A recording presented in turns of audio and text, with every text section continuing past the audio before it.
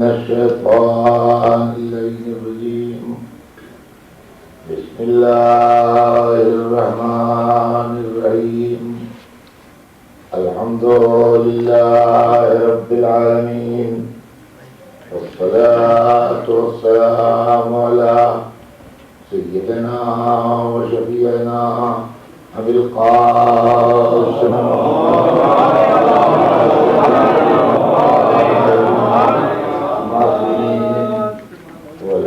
الله على أعدائهم أجمعين من يومنا هذا إلى يوم الدين.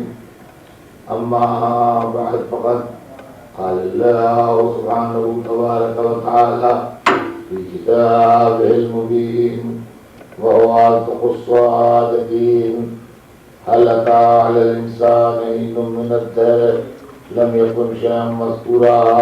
صلوات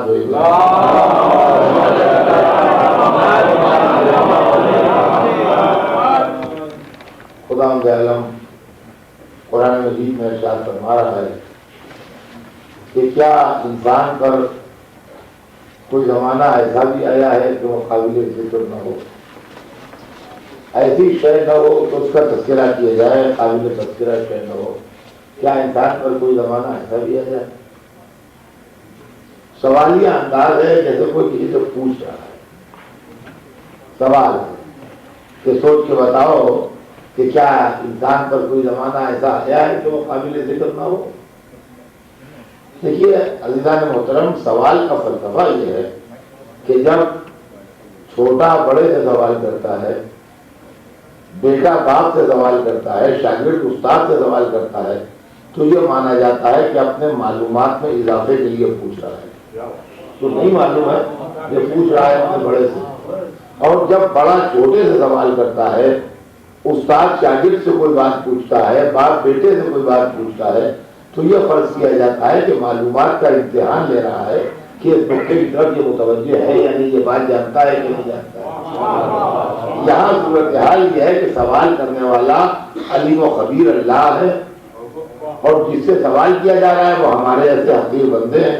تو معاذ اللہ یہ تو تصور ہی نہیں ہو سکتا کہ اس رات سے معاذ اللہ اللہ تو ابھی تک ناواقف ہے، وہ ہم ہی سے پوچھ رہا ہے کہ معلوم ہے تم ہی بتا دو.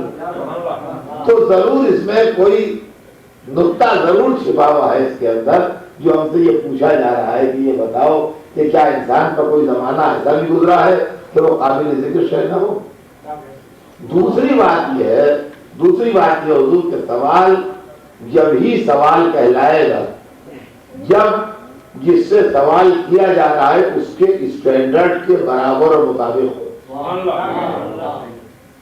اگر بچہ پڑھتا ہے 6 درجے میں اور آپ نے وہ پرچہ دے دیا جو میتھمیٹکس کا جو MSc فائنل میں آتا ہے،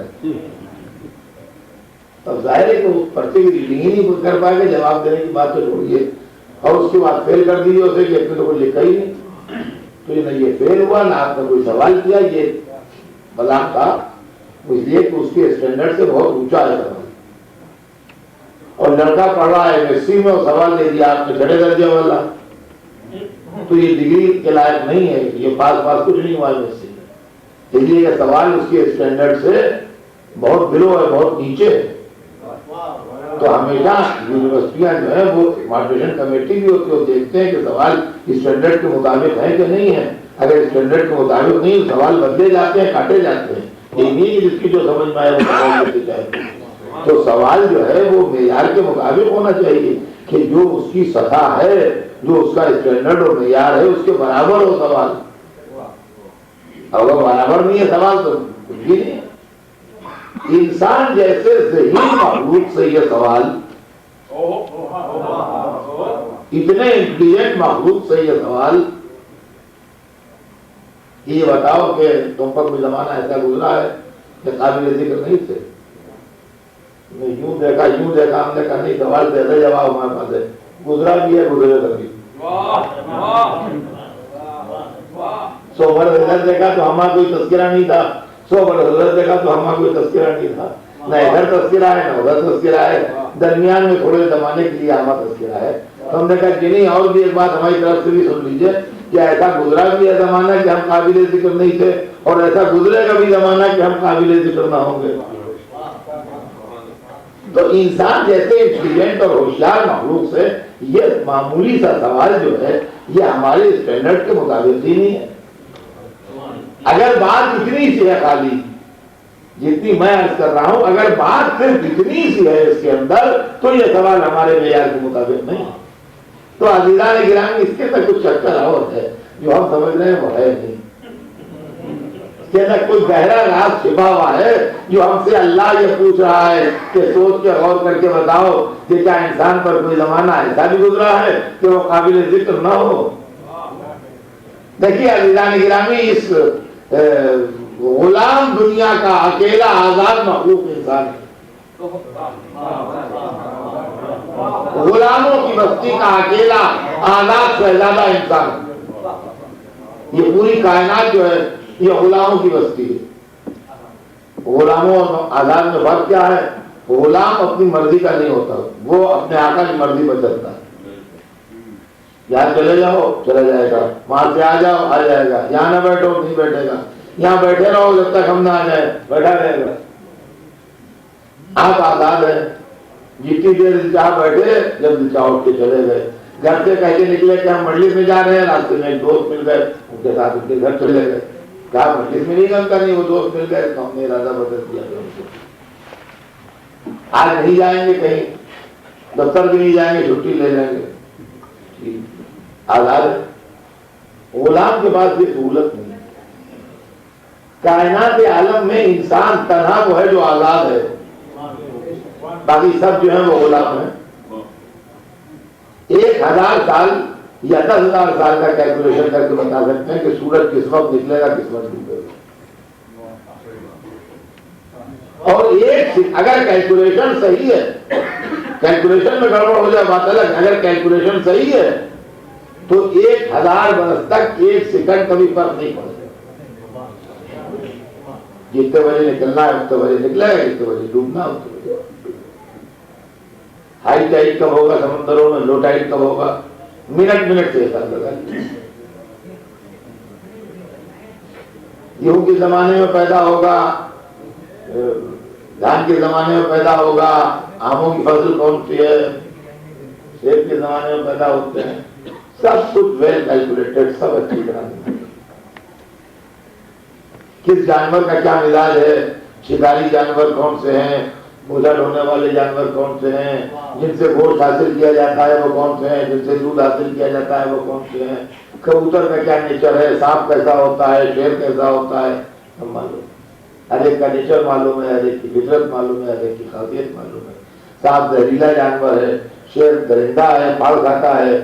کبوتر بڑا انوسنٹ قسم کا جانور ہے، اس سے کسی کو کوئی انتشار پریشان ہونے کی ضرورت نہیں ہے.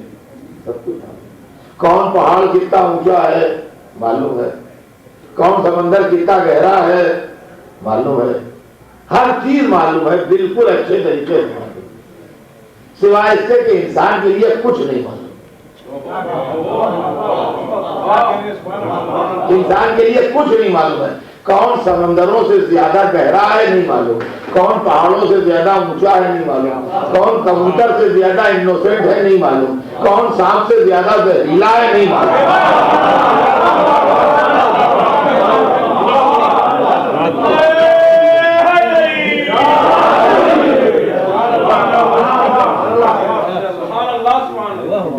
اس کے پہلے جب میں حاضر ہوا تھا شکاگو میں ماہ رمضان مبارک کے بعد، تو یہاں برف گر رہی تھی اور غضب کی سردی تھی، اور دسمبر کا مہینہ ختم ہو رہا تھا، آخری دن تھے دسمبر، اور سو ہمیں حسین پاس پہنچانے ایئرپورٹ. تو سڑک پر برف تھی، پوری برف پکڑی تھی. آ جائے تو نہ برف ہے اور نہ آج کل برف گرنے کا امکان ہے. یہ مئی کا مہینہ ہے، وہ دسمبر کا مہینہ ہے. تو دسمبر کے مہینے میں آئیے گا تو سردی ملے گی، اور مئی جون میں آئیے گا تو گرمی ملے گی. یہ بالکل طے شدہ بات ہے. مئی جون میں برف نہیں گرے گی اور دسمبر میں گرمی نہیں ہوگی. تو معلوم ہوا کہ یہ بھی طے ہے کہ جون میں کیا پوزیشن ہوتی ہے موسم کی، اور یہ بھی طے ہے کہ دسمبر جنوری میں کیا پوزیشن ہوتی ہے۔ انسان کب جنوری سے جون ہو جائے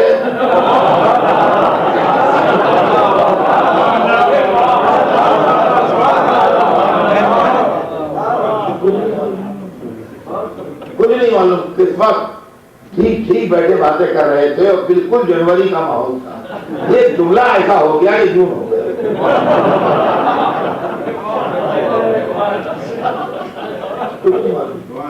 کب کیا ہو جائے؟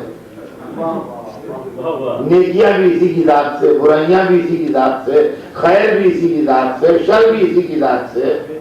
جتنی مسجدیں بنائی سب اسی نے بنائی، جتنے امام باڑے بنائے سب اسی نے بنائے، جتنی کربلائیں بنائی سب اسی نے بنائی، جتنے پور ہاؤس بنائے، اسپتال بنائے، مدرسے بنائے، جتنے کارے خیر ہیں جس سے انسان کو فیض پہنچ رہا ہے سب اسی نے بنائے۔ سب کا بانی یہی ہے، کوئی دوسرا نہیں ہے، سب کام اسی نے کیے ہیں، سب کارے خیر اسی کی ذات میں ہیں، جتنے وقت کھائے سب اسی نے کھائے، جتنی جائیدادیں دیکھی سب اسی نے دیکھی۔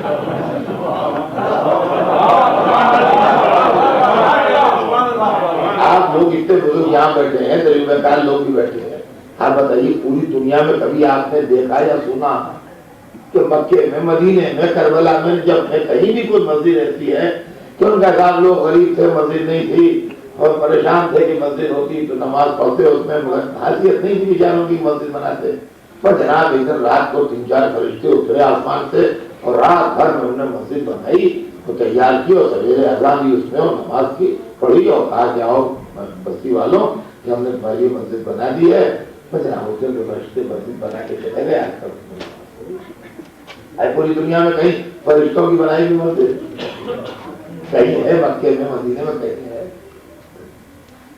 فرشتوں نے کوئی مسجد نہیں بنائی، جتنی بنائی سب انسانوں نے بنائی۔ اور ایسا بھی کبھی نہیں ہوا کہ صاحب ہم گئے ہم 10 برس پہلے اس مسجد میں گئے تھے تو بڑی مینٹین تھی اور سب کچھ تھا، اور تو بالکل خستہ حال بھی ہو کیا گیا اس میں؟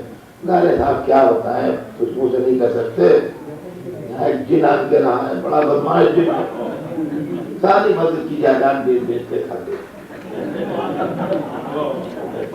ارے صاحب کوئی بدنی ملا کے رکھتا ہے مسجد میں تو اٹھا کے لے جاتا ہے، چٹائی بھی رکھتا ہے تو لے جاتا ہے۔ اب بتائیے کون اس سے لڑ سکتا ہے؟ کون اس سے بولے اٹھا کے پٹا دے گا، مارے پیٹے گا؟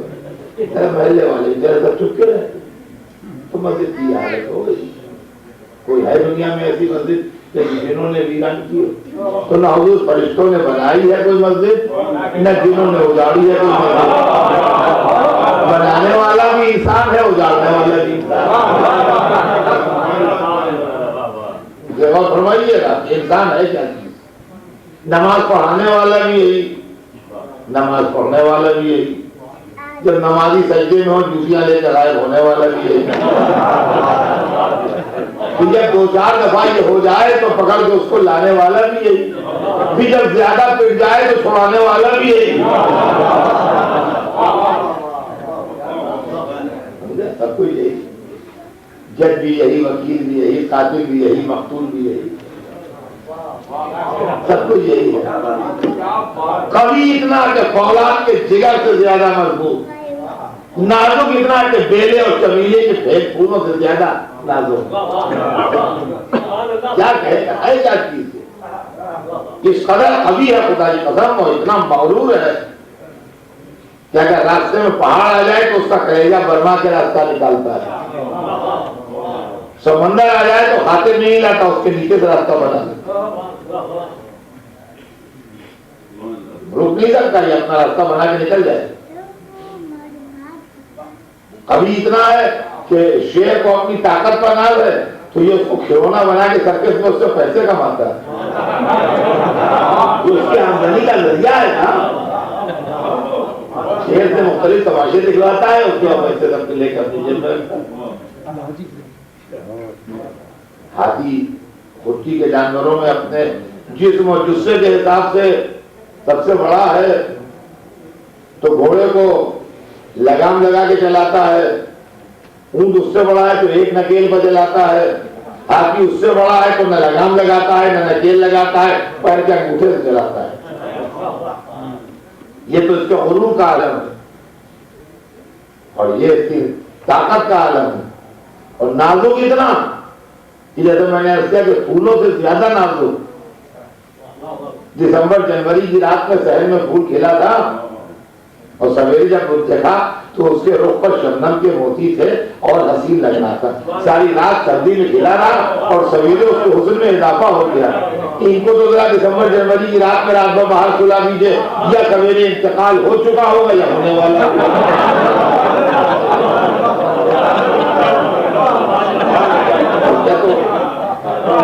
دیکھا تو انتقال فرما چکے تھے، یا یہ کہ اسپتال جاتے جاتے راستے میں انتقال کر گئے. یہ صورتحال ہے. اتنے نازک ہیں یہ اور اتنے قوی ہیں یہ، کوئی ان کے ساتھ قدم ملا کے چل نہیں سکتا ہے. یہ رفتار اتنی تیز ہے کہ کوئی ان کے ساتھ قدم ملا کے نہیں کر سکتا ہے. اگر یوں آئے نیچے جانے کی طرف تو ان کے خالق نے کہا کہ یہ تو پتھر ہے بلکہ ان سے بھی بدتر ہے، اور اگر یوں چلے تو جبرائیل بھی کام کے پیچھے ہے کہ آگے بڑھوں گا تو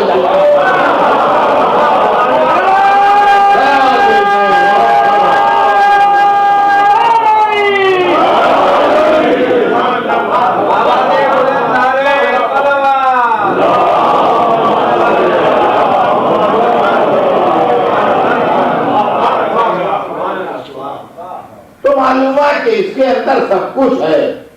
خیر بھی اسی میں ہے، شر بھی اسی میں ہے، نیکی بھی اسی میں ہے، بدی بھی اسی میں ہے. فرشتوں سے بہتر بھی یہی ہے، درندوں سے بدتر بھی یہی ہے. سب کچھ یہی ہے. سارا دین، سارا مذہب، سارا ایمان، سارا اسلام، سارے پیغمبر، ساری کتابیں، سارے جو کچھ بھی آیا سب اسی کے لیے آیا. 1,24,000 نبی آئے تو انسانوں کے واسطے آئے، آسمانی کتابیں آئیں تو انسانوں کے واسطے آئیں، امام آئے تو انسانوں کے واسطے آئے، ولی آئے تو انسانوں کے واسطے آئے، جو کچھ آئے سب انسانوں کے واسطے آئے. کوئی ایک مثال ہے آپ کے پاس کہ کسی نبی نے آج کہا کہ حضرات میں درختوں کی اصلاح کے لیے آیا ہوں،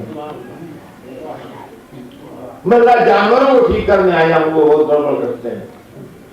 نہ کوئی نبی جانوروں کے لیے آیا، نہ کوئی درختوں کے لیے آیا، نہ کوئی دریاؤں کے رخ کے سدھار کے لیے آیا، نہ کوئی سمندر کے تنتنے کو کمزور کرنے کے لیے آیا، نہ کوئی ہواؤں کو کنٹرول کرنے کے لیے آیا. سب انسانوں. تو یہ انسان کون سا انسان ہے، کیا ہے عزیزان گرامی؟ یہ دنیا میں کاہے کے لیے آیا ہے، کیا معاملہ ہے؟ اس کو اس دنیا میں بھیجا گیا ہے پڑھنے کے لیے، سیکھنے کے لیے. یہاں آئے اور آن کے اپنے کردار سے، اپنے کیریکٹر سے، اپنے عمل سے کچھ کر کے دکھائے اور کچھ بن کے جائے یہاں سے. یہ اس لیے آیا ہے کہ اپنے کردار و عمل سے کوئی جلوہ دکھائے اور دنیا میں کچھ کر کے جائے. تو عزیزان گرامی یہ آنے والا انسان جو پڑھنے کے لیے اس دنیا میں آیا ہے تو ضرورت اس بات کی ہے کہ کوئی اس کا پڑھانے والا بھی ہو. جب کوئی پڑھنے آتا ہے تو ضروری ہے کہ کوئی پڑھانے والا بھی ہو. جب تک پڑھانے والا نہیں ہوگا پڑھنے والا پڑھے گا کس سے؟ تو غور کیجیے گا. دیکھیے بیان جو ہے اس کو تسلسل اس کا ذہن سے نہ جانے دیجیے گا. یہ انسان بننے کے لیے اس دنیا میں آیا ہے، اس لیے کہ اس کے اندر برائی کی بھی صلاحیتیں ہیں اور اچھائی کی بھی صلاحیتیں ہیں. یہ انگارے بھی برسا سکتا ہے، پھول بھی برسا سکتا ہے، یہ خیر بھی کر سکتا ہے، شر بھی کر سکتا ہے. مذہب کا مقصد یہ ہے کہ انسان کے اندر خیر ڈیولپ ہو، نیکیاں ڈیولپ ہوں، اچھائیاں اور شرافتیں ڈیولپ ہوں اور برائیوں کے جذبے ٹھنڈے پڑ جائیں، شر کی طاقتیں دم توڑ دیں. یہ مقصد ہے اس انسان کے وجود کا. اور ہمارا تو کیسے یہ ہو؟ یہ اس صورت میں ہوگا کہ کوئی اس کو تعلیم دینے والا ہو، کوئی اس کو پڑھانے والا ہو، کچھ طاقتیں ایسی ہوں جو اس کے خیر کے جذبات کو ابھارتی رہیں اور شر کے جذبات کو دباتی رہیں. اور حیات میں یہ ضروری ہے کہ ایسی کچھ طاقتیں ہوں تو وہ پڑھانے والے ہوں گے. تو اب انسان دنیا میں دو طرح کے ہوں گے، ایک پڑھنے والا انسان ہوگا، ایک پڑھانے والا انسان ہوگا، ایک سیکھنے والا انسان ہوگا، ایک سکھانے والا انسان ہوگا، ایک تعلیم لینے والا انسان ہوگا، ایک تعلیم دینے والا انسان ہوگا. تو عزیزان گرامی، کالج میں، یونیورسٹی میں، مدرسے میں، درسگاہ میں جب اسٹوڈنٹ آتا ہے تو جاہل آتا ہے، اور جب ٹیچر آتا ہے تو عالم آتا ہے، یا بالکل نیا آتا ہے اسٹوڈنٹ تو بالکل جاہل ہوتا ہے، اور یا ایک درجے سے دوسرے درجے میں جاتا ہے تو اس درجے کے لیے جاہل ہوتا ہے۔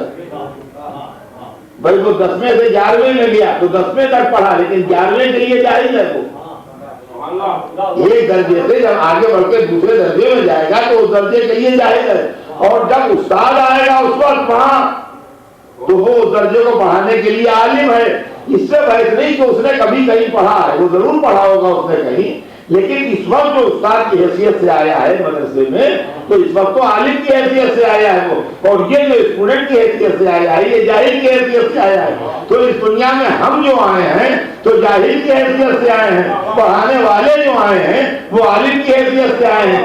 اسی لیے جب ہم آئے تو اعلان ہوا کہ اخرجکم من بطون امہاتکم لا تعلمون شیئا، تم دنیا میں یوں آئے کہ کچھ نہیں جانتے تھے۔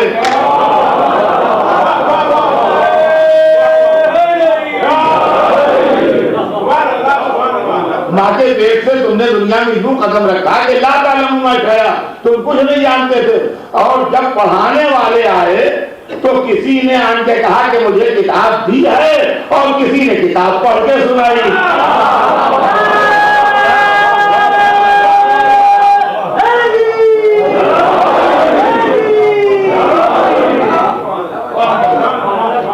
تو یہ پڑھانے والا طبقہ تھا جو پڑھا لکھا آیا اس دنیا میں، پڑھ کے آیا۔ یہ مسئلہ جو ہے یہ بڑا اہم ہے، اور یہ مسئلہ میں نے اس لیے چھیڑا ہے کہ اکثر و بیشتر دماغوں میں بہت شکوک پیدا ہوتے ہیں اور شبہ پیدا ہوتے ہیں۔ اور معاملہ یہ ہے کہ مثلا دیکھیے، میں ایک چھوٹی سی مثال دے دوں تو بات ہو جائے کہ اس سبجیکٹ کو لینے کا مقصد کیا ہے۔ کبھی کبھی ایسا ہوتا ہے کہ ہم دوسرے سینس میں بات کر رہے ہیں اور آپ دوسرے سینس میں سمجھ رہے ہیں۔ ہم ہندوستان میں رہتے ہیں، آپ امریکہ میں رہتے ہیں، ہم کہیں پر کوئی خرچے کی بات کر رہے ہیں، ہم روپے میں بول رہے ہیں، آپ ڈالر میں سمجھ رہے ہیں، مثلا تو غلط فہمی ہوگی کہ نہیں ہوگی؟ بہت اچھی خاصی بڑی غلط فہمی ہو جائے گی۔ ہم یہ کہہ رہے ہیں کہ ہم نے جو بات کہی وہ دماغ میں یہ بات لے کے کہی کہ وہ ٹکٹ اتنا روپے، وہ دماغ میں انڈرسٹوڈ ہے روپیہ، ہم نے وہ اتنے کا ٹکٹ ہے۔ آپ کے ذہن میں ڈالر ہے دماغ میں، تو آپ سمجھے کہ انہوں نے اتنے ڈالر بتایا اس کی قیمت، اس میں کبھی کبھی غلط فہمی پیدا ہو جاتی ہے اور بات آدمی کی سمجھ میں نہیں آتی۔ یہ میں نے سبجیکٹ اس لیے چھوڑا کہ جب ہم محمد و آل محمد علیہ السلام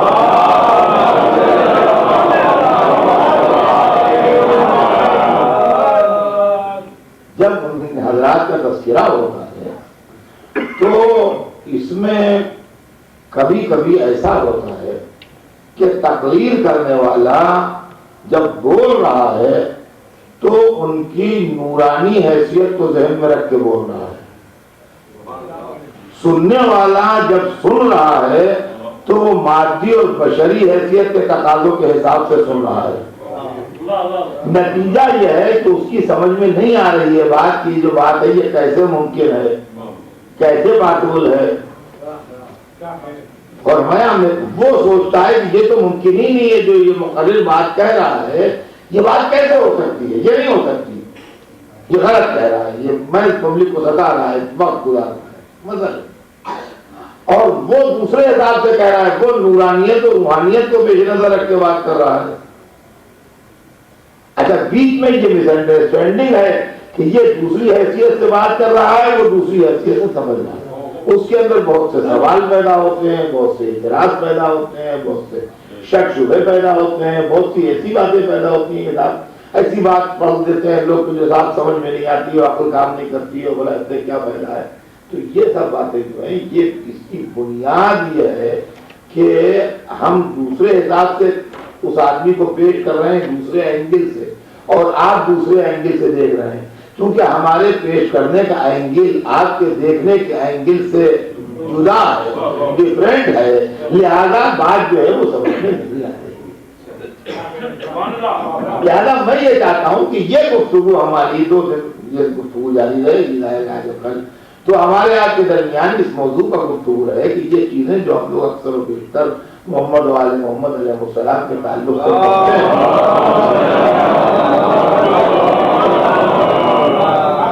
تو اس کے اندر کبھی کبھی لوگوں کو ایک شبہ پیدا ہوتا ہے، ارے صاحب یہ تو بہت بڑھا دیتے ہیں، یہ مولوی لوگوں کو سمجھائے، یہ تو خدا بنا دیتے ہیں، یہ تو رسول بنا دیتے ہیں۔ اچھا اس میں بھی بیچ میں کچھ ناسمجھ بھڑکانے والے بھی ہوتے ہیں جو جن کی جہالت ان کو یہ سمجھائے ہوئے ہے کہ تم عالم ہو۔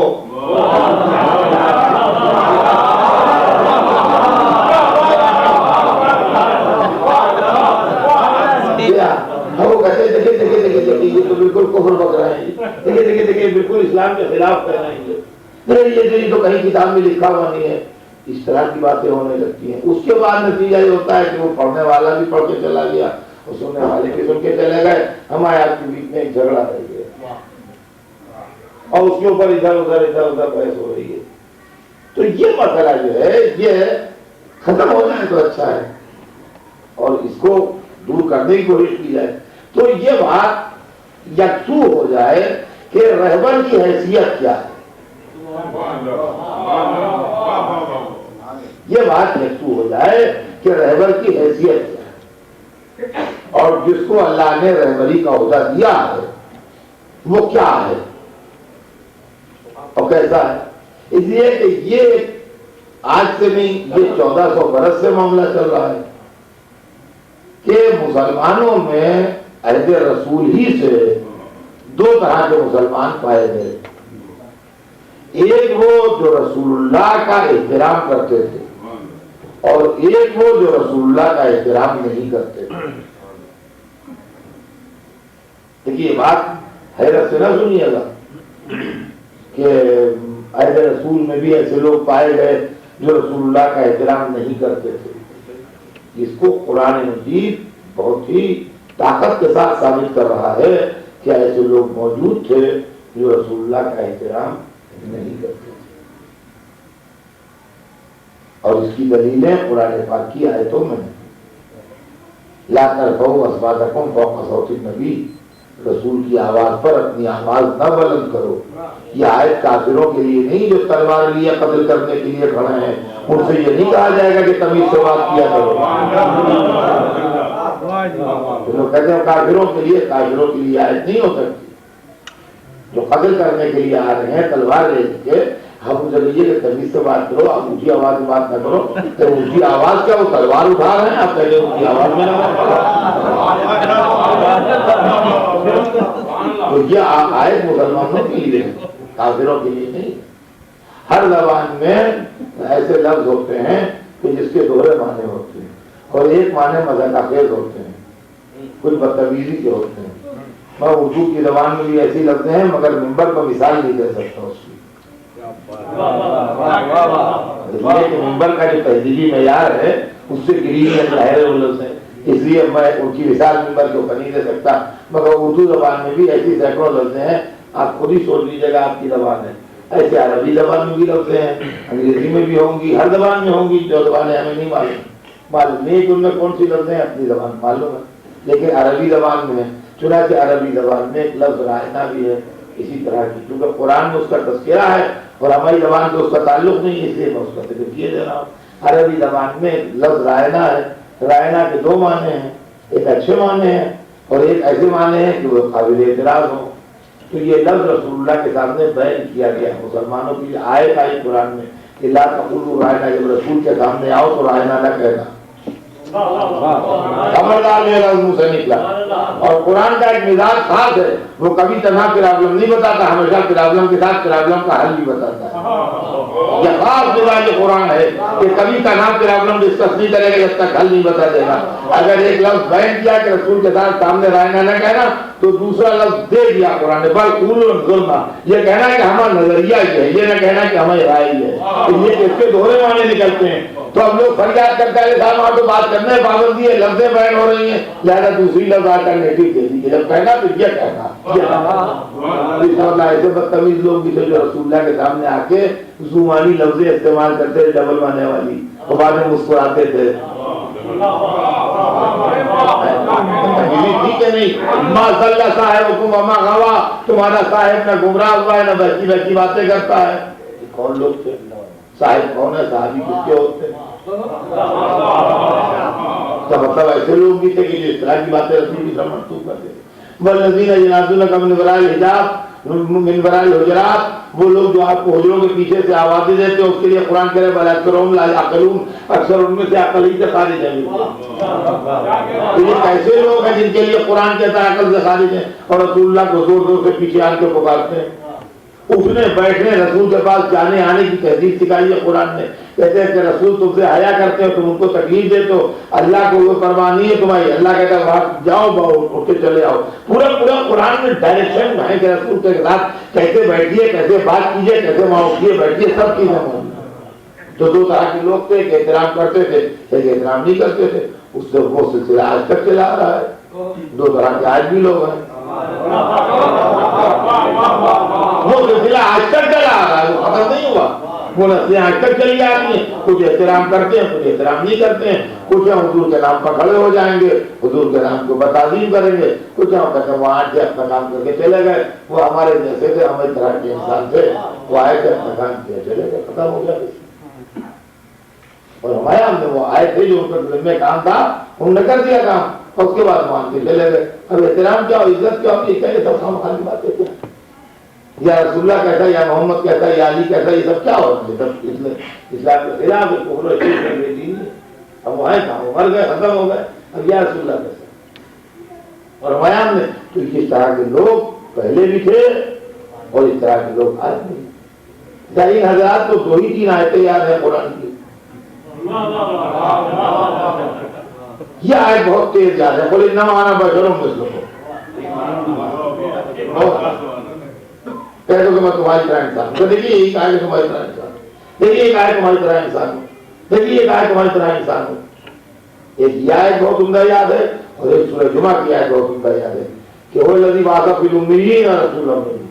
دیکھیے قرآن نے کہا بالامیین، دیکھیے امیین، بالکل بے پڑھے لکھے تھے، امیین۔ عالم اسلام کو ہو گیا ہے کہ وہ لیاقت کا معیار یہ ہے کہ قابل مولانا وہ ہے جو رسول کو جاہل ثابت کرتے ہیں۔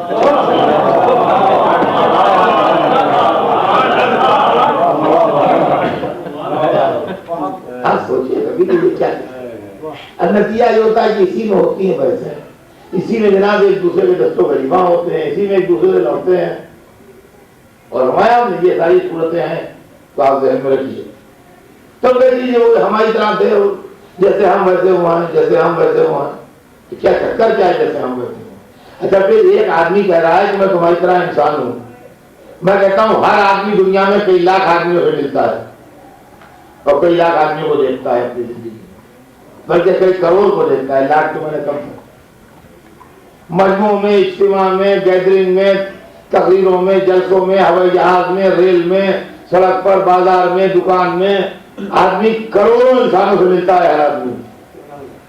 کبھی آپ نے زندگی میں اپنی کسی موقع پر دیکھا ہے کوئی آدمی کھڑا کہہ رہا ہو کہ حضرت میں آپ ہی کی طرح انسان ہوں؟ ابھی اتنے لوگ بیٹھے ہوئے ہیں کہ انہوں نے دنیا کے مختلف ملک دیکھے ہیں، مختلف شہر دیکھے ہیں، مختلف علاقے دیکھے ہیں، مختلف علاقوں میں لوگ رہے ہوئے ہیں۔ تو کہتا ہے اتنے برس عرب میں رہ کے آئے، کہتا ہے اتنے برس ہم انگلینڈ میں رہ کے آئے، تو کہتا ہے وہاں رہیں، بمبئی میں رہے، وہ کہتا ہے ہم کلکتے میں رہے، کہتا ہے ہم کراچی میں رہے، سب بڑے بڑے آبادی کے شہروں میں رہے، سب رہے۔ کبھی آپ نے اپنی زندگی میں دیکھا کہ کوئی صاحب کہہ رہے ہیں کہ میں جناب میں آپ ہی اتنا آدمی ہوں؟ اچھا آپ نے کبھی کہا لوگوں کے سامنے کھڑے ہو کے کہ جی میں آپ ہی اتنا آدمی ہوں؟ تو سوال یہ غور طلب معاملہ یہ سوچیے کبھی ٹھنڈے دل سے کہ ایک آدمی کیوں کہہ رہا ہے کہ میں آپ ہی اتنا آدمی ہوں؟ یہ سوچنے کی بات ہے کہ نہیں؟ نہ یہ کوئی دستور ہے، نہ یہ کوئی رواج ہے۔ ہم نے بڑے بڑے نیتاؤں کو بھی دیکھا، لیڈروں کو بھی دیکھا، عالموں کو بھی دیکھا، اسکالروں کو بھی دیکھا، پروفیسروں کو بھی دیکھا جو بڑے بڑے جنہوں نے بڑی بڑی کتابیں لکھی، ان کو ریسیپشن دیے گئے، یہ ہوا وہ ہوا، وہ کسی کی کتاب کا رسم اجرا ہے، کوئی کچھ ہے، لیکن کبھی یہ نہیں دیکھا کوئی پروفیسر صاحب ان کا جناب میں بھی آپ ہی اتنا آدمی ہوں، کوئی بڑا نیتا آیا ہو، کسی ملک کا پرائم منسٹر آیا ہو، پریزیڈنٹ آیا ہو، کہیں کا کنگ آیا ہو، انہوں نے کہا جناب میں آپ ہی اتنا آدمی ہوں. یہ جملہ کبھی کسی سے نہ سنا. VVIP بھی دیکھے مگر یہ جملہ نہ سنا کہ میں آپ ہی اتنا آدمی ہوں. مجھے تو آج صورت ہی دیکھ کے سب انڈرسٹوڈ ہے کہ آپ ہماری طرح آدمی ہیں، یہ کہنے کی کیا ضرورت ہے؟ تو کیا یہ مسئلہ سوچنے کا نہیں ہے کہ ایک آدمی اگر کہہ رہا ہے کہ میں آپ کی طرح آدمی ہوں تو اس کے غور کر کے سوچے جائے. کوئی خاص ریزن تو نہیں ہے جو یہ آدمی کہہ رہا ہے کہ میں تمہاری طرح انسان ہوں، انا بشروں میں لوگوں میں تمہاری طرح انسان ہوں، کوئی خاص ریزن ہے اس کا؟ اور عزیزان گرامی ہم نے جب یہ معاملہ سوچا تو ہماری سمجھ میں تو آ گیا. دیکھیے اگر آپ کسی ایسے محلے میں جا کے رہیے کہ گھر کے ادھر تو معلومات کہ بہت بڑا جوا خانہ ہے، وہاں جوا ہوتا ہے، اور ادھر شراب خانہ ہے، وہاں لوگ گھر پر شراب کے میں رہتے ہیں، وہ بچے بھی چھوٹے چھوٹے آپ کے ہیں ساتھ میں، تو کیا آپ کا فرض نہیں ہے کہ اپنے بچوں کو جوئے اور شراب کی بری عادتوں کے خلاف آگاہی دیتے رہیں تاکہ آپ کے بچوں میں یہ بری عادتیں ڈیولپ نہ ہونا پائیں؟ یہ فرض ہے کہ نہیں آپ کا کہ آپ بچوں کو بار بار اس چیز کے متعلق بتاتے رہیں کہ دیکھو شراب آدمی کی زندگی کو برباد کر دیتی ہے، کبھی اس کے قریب نہ جانا، دیکھو بیٹا جوا کھیل کے آدمی تباہ ہو جاتا ہے، کبھی جوا کھیلنے والا جو ہے وہ سرسبز نہیں ہوتا ہے، کوڑی کوڑی کو محتاج گھومتا ہے دنیا میں. تو جوئے کے قریب نہ جانا، ادھر کا رخ نہ کرنا، یہ آپ کا فرض ہے کہ نہیں ہے؟ ہر اچھے باپ کا فرض ہے، ماں کا فرض ہے کہ وہ آگاہی دے اپنے بچوں کو کہ بھائی جوئے شراب کی عادتیں ان کے اندر نہ ڈیولپ ہو جائیں. اسلام جس محلے میں آیا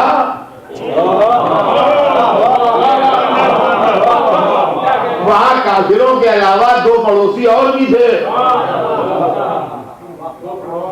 جو اپنے کو بت پرست نہیں کہتے تھے، خدا پرست کہتے تھے، ایک یہودی ایک عیسائی، مگر دونوں نے اپنی توحید بگاڑ لی تھی. یہودیوں نے جناب عزیر کو خدا کا بیٹا کہہ کے اور عیسائیوں نے جناب عیسیٰ کو خدا کا بیٹا کہہ کے اپنی توحید کو بگاڑ لیا تھا. اور اب جس وقت اسلام آیا ہے اس وقت نہ یہودیوں کے پاس صحیح توحید تھی اور نہ عیسائیوں کے پاس صحیح توحید تھی. مسلمان اسی ماحول میں ڈیولپ ہو رہے تھے، پل بڑھ رہے تھے. تو کیا اسلام کا فرض نہیں تھا کہ پڑوسیوں کی ان بری عادتوں کے خلاف اپنے ماننے والوں کو آگاہی دے کہ کہیں پڑوسیوں کے انفلوئنس میں مسلمان بھی اس بلا میں نہ گرفتار ہو جائیں کہ رسول کو خدا کا بیٹا یا بھائی یا چچا یا بھتیجا وغیرہ کچھ کہا کہ خدائی میں شامل کر لیں.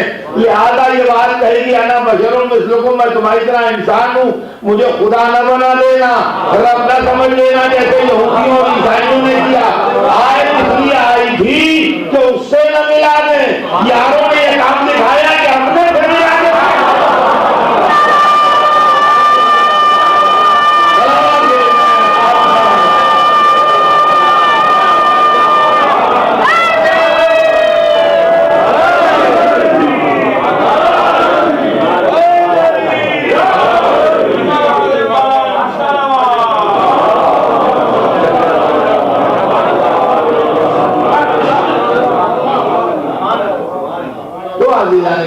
یہ مسئلہ کیا ہے، اس کو سے غور کرنا چاہیے کہ یہ مسئلہ حقیقت میں ہے. یہ مسئلہ میرے دوستوں یوں ہے کہ ایک انسان اس دنیا میں آیا ہے پڑھنے کے واسطے اور ایک انسان آیا ہے پڑھانے کے واسطے. آپ اس سے بہتر جانتے ہیں کہ بچوں کے لیے، ینگ لڑکوں کے لیے پڑھ رہا ہوں. یہ بات ایک انسان جیسے ہم سب انسان ہیں، ہم اس دنیا میں سیکھنے آئے، پڑھنے آئے، معلومات حاصل کرنے آئے. اور کچھ انسان جو رہبر ہیں وہ اس دنیا میں پڑھانے آئے ہیں، وہ تعلیم دینے آئے ہیں، وہ سکھانے آئے ہیں. وہ اس دنیا میں سیکھنے نہیں آئے ہیں، پڑھنے کے لیے نہیں آئے ہیں. وہ اس لیے آئے کہ ہم کو پڑھائیں. اب یہ کہ انہوں نے بھی کہیں پڑھا ہوگا وہ الگ معاملہ ہے، لیکن اب اس وقت وہ پڑھانے کی والی کی حیثیت سے آئے. اس وقت وہ پڑھنے کے لیے نہیں آئے ہیں، وہ پڑھانے کے لیے آئے. تو انسان ہو گئے دو، ایک پڑھنے والا انسان اور ایک پڑھانے والا انسان. یہ دو طرح کے انسان ہو گئے، ایک پڑھنے والا انسان ہو گیا، ایک پڑھانے والا انسان ہو گیا. جو پڑھانے آیا ہے کی کوالیفیکیشن کیا ہے. اب یہ غور طلب بات ہوگی کہ جو پڑھانے آیا ہے اس کی کوالیفیکیشن کیا ہے. ٹھنڈے دل سے سوچیے گا, کوئی بات ایسی نہیں ہے جس کے اندر الجھن ہو, خالی آدمی دماغ تھوڑا اپلائی کرتا ہے تو بات سمجھ میں آئے. جو پڑھانے آیا ہے اس کی کوالیفیکیشن کیا ہے؟ تو اس کا جواب یہ ہے کہ آپ کو اس سے پڑھوانا کیا ہے.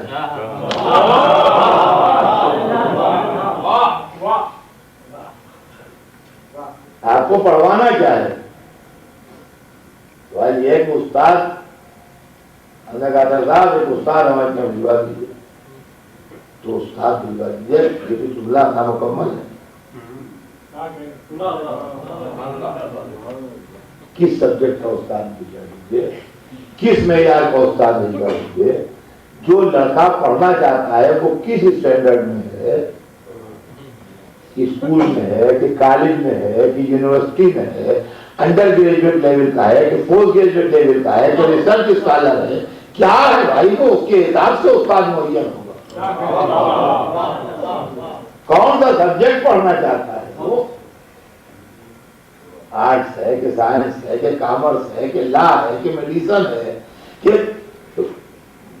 سینکڑوں علم کی برانچیں ہیں, تو اس کے اندر کیا چیز پڑھنا چاہتا ہے.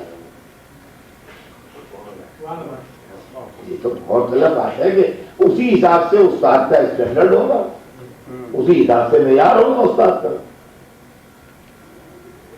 اسی حساب سے اس کی لیاقت دیکھی جائے گی, تاکہ جو ضرورت ہے آپ کی اس ضرورت کے مطابق پورا اتر سکے.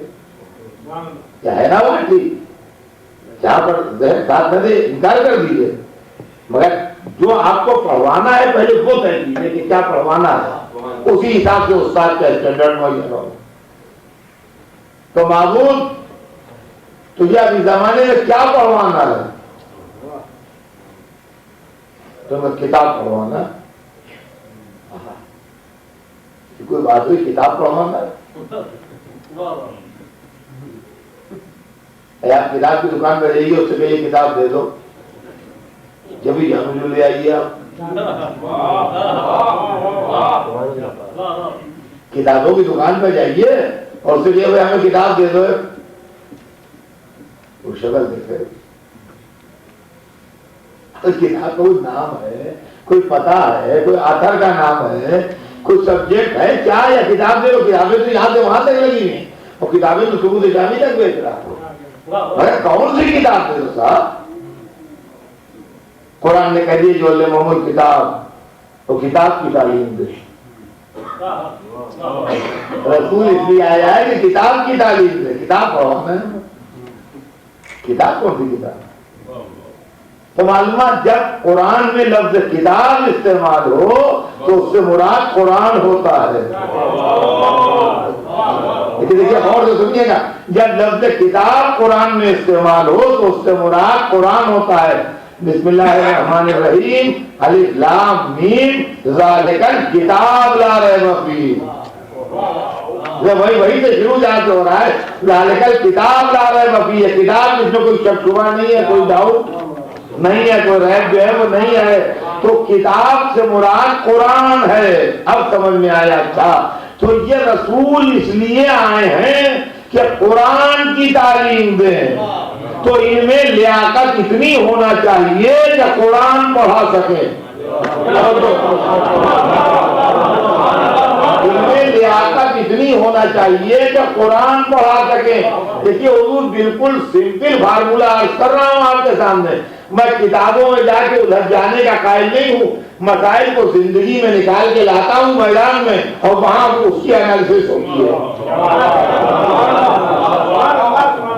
سمجھ میں آیا, آپ کی زندگی کھلے میدان میں آپ مسائل کو لائیے اور وہاں اس کی انالیسس کیجیے کہ کیا معاملہ ہے. اللہ نے قرآن میں بار بار یہ کہا ہے کہ حضور کے بھیجے جانے کا مقصد یہ ہے کہ وہ قرآن کی تعلیم دے. ایک سے زیادہ آیتیں ہیں اس موضوع کے اوپر. جو علمہ الکتاب, جو علمہم الکتاب، ان کو کتاب کی تعلیم دے، ان کو کتاب کی تعلیم دے، یا ان کو قرآن پڑھائے، ان کو قرآن کی تعلیم دے، قرآن کی تعلیم دے، تو قرآن کی تعلیم دے۔ یہ کتاب اللہ نے بھیجی ہے اور یہ پڑھانے والا بھیجا ہے، یہ کتاب ہے اور یہ بزرگ جو ہیں یہ پڑھائیں گے۔ تو رسول اللہ میں منیمم کوالیفیکیشن ان کی یہ ہونا چاہیے کہ پورے قرآن کی نالج ان میں ہو۔ غور سے سنیے گا، منیمم کوالیفیکیشن، میکسیمم نہیں، منیمم کوالیفیکیشن، اس سے کم میں تو اپائنٹمنٹ ہو ہی نہیں سکتا۔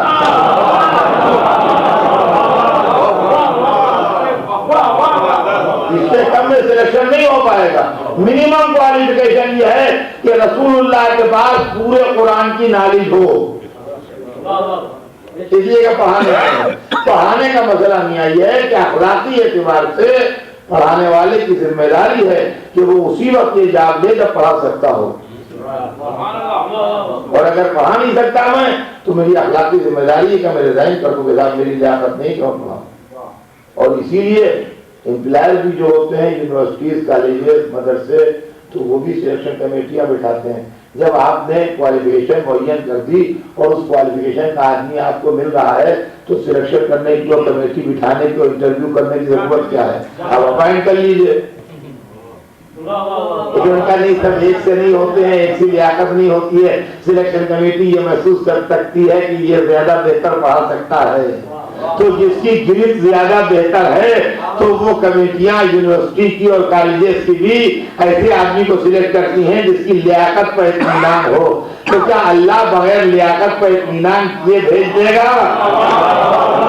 اور رسول جو دنیا کو درس اخلاق دینے آیا ہے اتنا اخلاقی قدروں سے بے خبر ہوگا کہ بغیر لیاقت کے پڑھانے بیٹھ جائے؟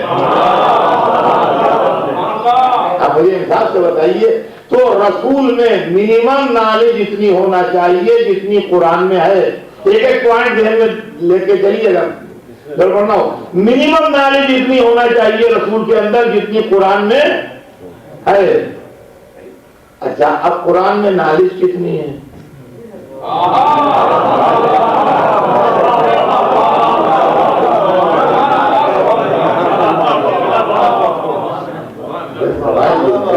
آپ میں سے ماشاءاللہ بہت سے آپ لوگ خود پڑھے لکھے ہیں، پھر آپ نے اپنے بہت سے ایسے بزرگ بیٹھے ہیں جن نے اپنے بچوں کو تعلیم دلوائی، تو آپ نے جب خود پڑھا تو کے جی میں بھی کتابیں لے کے جاتے تھے، پھر ایم میں بھی کتابیں لے کر جاتے تھے، اسکول بھی، کالج بھی، یونیورسٹی بھی، لیکن کتاب تو ہمیشہ ساتھ رہی طالب علم کے۔ اور پھر جب آپ کے بچے پڑھنے لگے تو آپ نے کتابیں ان کو محلے کے دی بھی، تو کتاب تو ہمیشہ رہی، مگر کتاب کا اسٹینڈرڈ تو بدلتا رہا۔ کتاب کا اسٹینڈرڈ تو بدلتا رہا۔ کے جی میں جو تھی وہ کتاب اور تھی، پرائمری میں جو تھی وہ اور تھی، ہائر سیکنڈری میں جو تھی وہ اور تھی، کالج لیول پر کتاب اور تھی، یونیورسٹی میں جا کے اور ہو گئی، پوسٹ گریجویٹ لیول پہ جا کے اور ہو گئی، ہے کیا نہیں ہے؟ آپ کی بھی کہانی ہے یہ، جو آپ میں سردار لوگ ہیں، آپ کے بچوں کی بھی یہی کہانی ہے، تو آپ نے اپنے بچوں کو تعلیم دلائی۔ جن کے بچے ماشاءاللہ بڑے ہو گئے اور جن کے بچے ابھی بڑے ہو رہے ہیں وہ اس کو دیکھیں گے، ان کا تجربہ ہو جائے گا آگے جا کے انشاءاللہ۔ تو قرآن پاک جو ہے یہ کس اسٹینڈرڈ کی کتاب ہے؟ یہ کے جی والی ہے کہ پرائمری والی ہے کہ سیکنڈری والی ہے کہ کالج لیول کی ہے کہ انڈر گریجویٹ لیول کی ہے کہ پوسٹ گریجویٹ لیول کی ہے؟ کس لیول کی کتاب ہے؟ تو کتاب تو ہے، ٹھیک ہے، مگر یہ کس معیار اس کا کیا ہے؟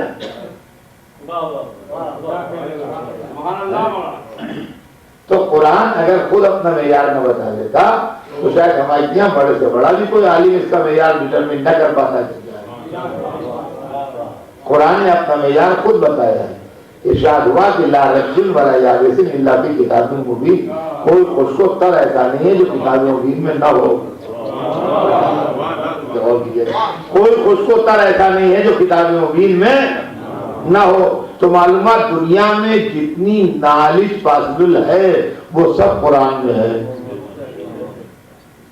تو قرآن پڑھانے والے کی منیمم کوالیفیکیشن یہ ہے کہ اتنی نالج اس کے سینے میں ہو۔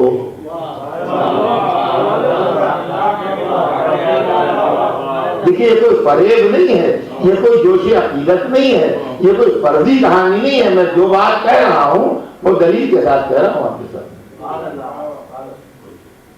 اب اگر یہاں امریکہ ہی میں ایک لائبریری ہے واشنگٹن ڈی سی میں جس کا نام ہے لائبریری آف کانگریس، اور وہ یہ کہتے ہیں کہ جتنی چھپی ہوئی کتابیں ہیں وہ سب ہمارے پاس ہیں، وہ مینuscripts کا دعویٰ نہیں کرتے، مینuscripts کا دعویٰ ان کا بالکل نہیں ہے، وہ کہتے ہیں جتنی چھپی ہوئی کتابیں ہیں وہ ہمارے پاس ہیں۔ اب دعویٰ ان کا تصدیق کیسے ہو، کون کرے، یہ تو ایک الگ مسئلہ ہے، لیکن بہرحال وہ دنیا کی ایک بڑی قیمتی اور بڑی اہم لائبریری ہے جس کے اندر دنیا کے تمام موضوعات جو اب تک انسان کے علم میں ہیں اس کے اوپر چھپی ہوئی کتابیں جو ہیں اور جو چھپ گئی ہیں وہ سب اس کے اندر، یہ سب نہ صحیح کے بعد زیادہ تر اس کے اندر موجود ہیں، ہو سکتا ہے کچھ ان کے دسترس میں نہ آئی ہو، نہ ہو اس کے اندر، لیکن بال بیشتر اس کے اندر ہیں۔ اب اگر میں یہ کہوں کہ ایسا پروفیسر مجھے چاہیے جو لائبریری آف کانگریس پڑھا سکے،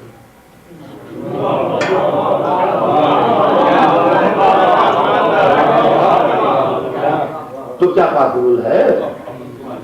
کیا پوری دنیا میں، امریکہ میں، یورپ میں، ایشیا میں، افریقہ میں، آسٹریلیا میں، پوری دنیا میں ڈھونڈ کے ایک آدمی آپ ایسا پیدا کر سکتے ہیں جو لائبریری آف کانگریس پڑھا سکے؟ جو کتاب اس میں سے ہم نکال کے لائیں اس کو پڑھا دے؟ تو عزیزان گرامی آپ کہیں گے یہ کیا جوک ہے، کون سا مذاق ہے، بھلا کہاں ایسا آدمی ممکن ہے جو پوری لائبریری آف کانگریس پڑھا دے؟ تو ہزاروں آدمی مل کے کوشش کرے تو شاید ہو جائے، ایک آدمی کے بس میں تو نہیں ہے کہ اتنی نالج سمیٹ لے، تو سمندر ہے، کیا آدمی سمندر پی سکتا ہے؟ یہ کیسے ممکن ہے کہ آدمی سمندر پی جائے؟ لہذا ایک آدمی کے بس میں نہیں ہے کہ لائبریری آف کانگریس پڑھا دے۔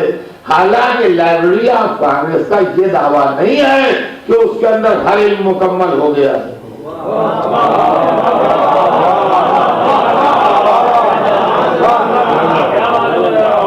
اس لیے کہ اگر ان کے ورکرز بہت ایفیشینٹ ہیں تو اپریل 2002 تک کی کتابیں ہو سکتی ہیں ان کے پاس، لیکن وہ کتاب جو 2020 میں چھپ کے علمی دنیا میں انقلاب برپا کر دے گی وہ آج لائبریری آف کانگریس میں کہاں سے ہوگی؟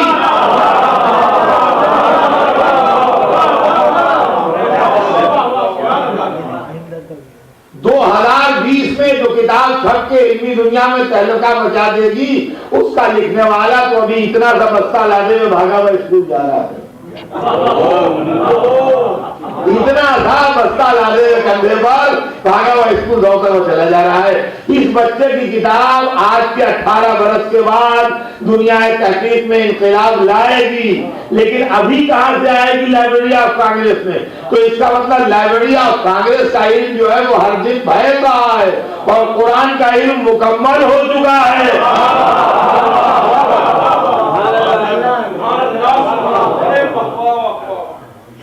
قرآن کا علم مکمل ہو چکا ہے۔ تو عزیزان گرامی اب جو قرآن پڑھانے آئے گا اس کے سینے میں اتنا علم ہونا چاہیے، اس کے سینے میں اتنا علم ہونا چاہیے کہ وہ لائبریری آف کانگریس سے کئی گنا بڑی لائبریری پڑھا سکے، کئی گنا بڑی لائبریری پڑھا سکے۔ اس لیے کہ اگر اس کے اندر ساری دنیا کے مینuscripts بھی شامل کر لیے جائیں تو یہ لائبریری اور بڑھانا پڑے گی، بلڈنگ اس کی اور سب کچھ۔ تو عزیزان گرامی یہ خالی قرآن کو یہ نہ سمجھیے کہ قرآن یہ پوری دنیا کی نالج اس کے اندر ہے، یہ سمندر ہے، تو یہ سمندر کون پیے؟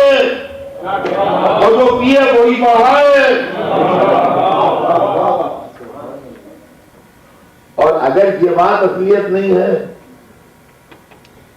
اگر یہ بات اصلیت نہیں ہے جو میں پڑھ رہا ہوں تو یہ اتنی موٹی کتاب ہم سے کھیل کرنے کے لیے دیجیے۔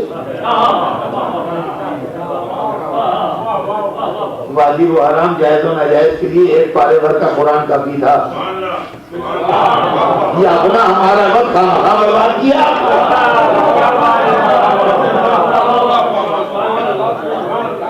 یا یوں چلیے یا یوں چلیے یا پار میں یا گئے اس میں کہیں تو آئیے. تب یہ کون پڑھائے گا؟ اتنے بڑے تو اس وقت دنیا میں کوئی آدمی ملے گا نہیں جو لائبریری آف کانگریس پڑھا دے. آپ کی دنیا میں تو ہے نہیں.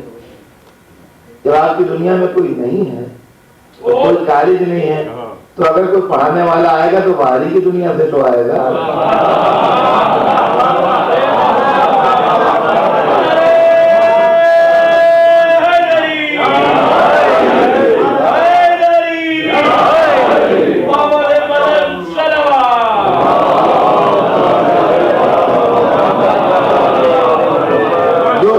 کبھی شکاگو میں پڑھایا ہی نہ گیا ہو, وہ سبجیکٹ جب شکاگو میں کھولا جا رہا ہو تو یہاں کے لوگ وزٹ کرنے لگے کہ مگر شکاگو ہی کا پڑھا ہوا ہو تو پھر کیا مطلب کھل ہی نہیں سکتا وہ سبجیکٹ. لیکن جو آج تک شکاگو میں پڑھایا ہی نہیں گیا اس میں شکاگو میں پڑھا ہوا ملے گا کہاں سے بھائی؟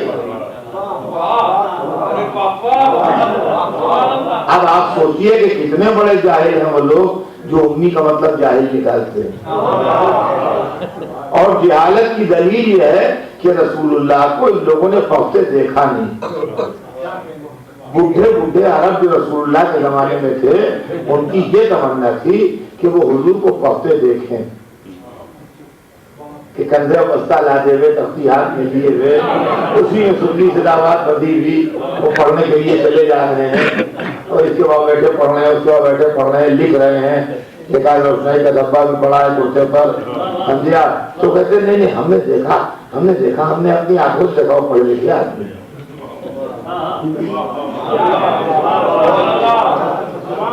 ہم نے اپنی آنکھوں سے دیکھا, یہ منظر دیکھا نہیں, لہٰذا دیکھا نہیں تو اس کی سمجھا کریں کہ پڑھے لکھے نہیں تھے. اس لیے کہ ہماری دنیا میں نہیں پڑھے لکھے تھے, اس لیے پڑھے لکھے تھے. یہ بالکل ایسے ہی ہے کہ جب میں شکاگو میں آیا تو لوگوں نے کہا اس جاہل کو بٹھا دیا ممبر پر اور پورا مخالفت میں محاذ بن گیا. تو کیوں اتنا زیادہ مخالفت کیوں کر لیا؟ ہم نے سب سروے کر لیا, لاسٹ 50 ایئرس کا سروے کر لیا ہم نے. کسی اسکول میں, کسی کالج میں, کسی یونیورسٹی میں ان کا ریکارڈ کچھ نہیں ہے. یہ جاہل آدمی. اور شکاگو کا سروے بالکل مکمل کر لیا ہم نے. تو کیا اس میں کوئی اتنا سمجھدار نہیں جو کہے کہ یہ آدمی شکاگو کا رہنے والا نہیں ہے؟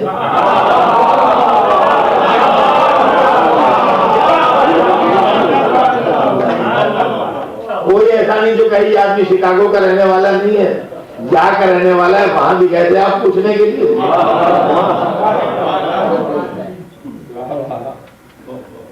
تو اگر میرے متعلق یہاں جھگڑا ہو جائے تو سڑک پر جھگڑا کرنے سے فائدہ کیا ہے؟ اب میں آپ کے درمیان آیا ہوں, مجھے سے پوچھ لیجئے کہ اگر صاحب آپ کے لیے لوگوں کو یہ خیال ہے کہ آپ کو پڑھے لکھے نہیں ہے تو آپ نے کہیں پڑھا ہے کہ نہیں پڑھا ہے؟ اگر میں کہہ دوں پڑھا ہے تو مان لیجئے یا نہ مانیے. اگر دل نہ چاہے میری بات کو ماننے کا تو پوچھے کہاں پڑھا. پھر جہاں میں بتاؤں آپ کو وہاں کو میں خط لکھ کے پوچھ لیجئے کہ اس نام کا ایک آدمی آیا ہوا ہے, وہ کہتا ہے اس نے آپ کی یونیورسٹی سے ڈگری لی ہے, آپ کے مدرسے سے سند حاصل کی ہے, کیا اس نام کا آدمی اس سیشن میں, اس سن میں, اس زمانے میں آپ کے یہاں تھا کوئی؟ اپنے ریکارڈ میں دیکھ کے بتا دیجئے. اگر وہاں سے یس میں جواب آئے تو سمجھیے میں صحیح کہہ رہا ہوں, اگر نو میں جواب آئے سمجھیے میں غلط کہہ رہا ہوں. ابھی لڑنے سے کیا فائدہ ہے؟ حضور ہماری دنیا میں آئے, ان کا میں تعلیم دینے آیا ہوں, پڑھانے آیا ہوں, یہاں جھگڑا پڑ گیا تو ان سے پوچھیے حضور کچھ پڑھے ہوئے ہیں کہ نہیں ہے؟ ارے باہر استینوں لڑنے سے کیا فائدہ؟ ان سے پوچھ لیجیے کہ حضور کچھ پڑھے لکھے ہیں کہ نہیں ہے. جب ان سے پوچھا تو ان کا آرام مدینہ تو لے لوں, میں تو ان کا شہر ہوں.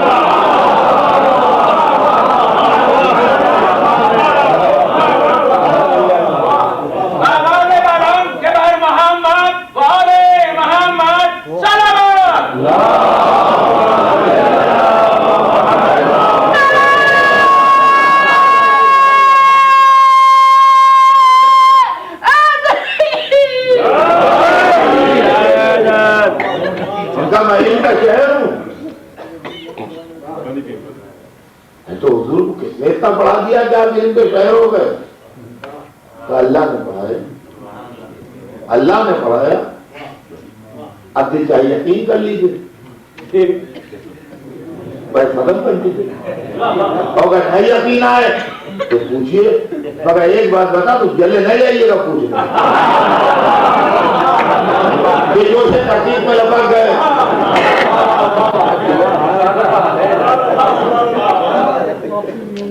یہ جانے پر تو کوئی روک ٹوک نہیں ہے, بتانے کے لیے آنا پائیے. جانا کوئی مشکل کام نہیں, جا تو نکل جائے چلا جائے, جانے میں راستہ کھلا ہے, واپسی میں مشکل ہوتا ہے, کہاں نہیں پاتا. یہی تو بیٹھے بیٹھے پوچھیے کہ معبود بندہ آیا ہے تیرا دنیا میں, وہ کہتا ہے کہ تو نے پڑھایا اسے, تو کیا یہ بات صحیح ہے تم نے پڑھایا ہے؟ تو قرآن میں حضور کا سرٹیفکیٹ آیا ہے, علمہ ما لم تکن تعلم. کہ حبیب ہم نے تمہیں ہر وہ بات بتا دی جو تمہیں نہیں معلوم تھی. اب حضور کسی سوال کے جواب میں نہیں کہہ نہیں سکتے, اس لیے کہ جہاں نہیں آئے گا وہیں علامہ آئے گا. بہدور آج وقت تمام ہوا, انشاءاللہ بات کے کل آگے بڑھے گی. ذہن میں رکھیے گا اس بات کو, جہاں سے کل بات آگے بڑھے گی کہ حضور اس لیے آئے ہیں دنیا میں کہ وہ قرآن کی تعلیم دیں, اور قرآن میں بھی بار بار یہ بات دہرائی ہے کہ ہم نے رسول کو اس لیے بھیجا ہے کہ وہ قرآن کی تعلیم دیں. جو ایک آیت سورہ جمعہ کی ہے وہ آپ حضرات کو اچھی طرح یاد ہے. اس کے علاوہ بھی کئی آیتیں قرآن پاک میں ہیں جس کے اندر یہ بات کہی گئی ہے کہ رسول اس لیے تشریف آئے ہیں کہ وہ قرآن کی کتاب کی تعلیم دے, یعنی قرآن پاک کی تعلیم دے. تو یہ بات یہی سے بات انشاءاللہ کل شروع ہو جائے گی. آج تو بات صرف اتنی سی ہو کے ختم ہو جائے کہ علم رسول کی بات جہاں تک ہے تو عزیزان گرامی علم کو پرکھنے کے بہت سے طریقے ہیں. من جملہ ان کے ایک چیز یہ بھی ہوتی ہے کہ اگر کوئی کسی بہت بڑے عالم کا شاگرد ہو تو اس کی بھی ایک علمی حیثیت اور علمی دبدبہ اور وقار ہوتا ہے. کوئی بہت بڑے عالم کا اگر بہت بڑے اسکالر کا اگر کوئی شاگرد ہو, اگر کوئی شخص یہاں آئے ایسا کہ جس نے اردو ادب ڈاکٹر اقبال کو پڑھا ہے تو اس کو لوگ اردو کا طبقہ جو ہے بہت احترام سے ہاتھوں ہاتھ دے گا, اس لیے کہ ڈاکٹر اقبال اردو ادب کا بڑا نام ہے. ڈاکٹر اقبال اردو ادب کا ایک بہت بڑا نام ہے.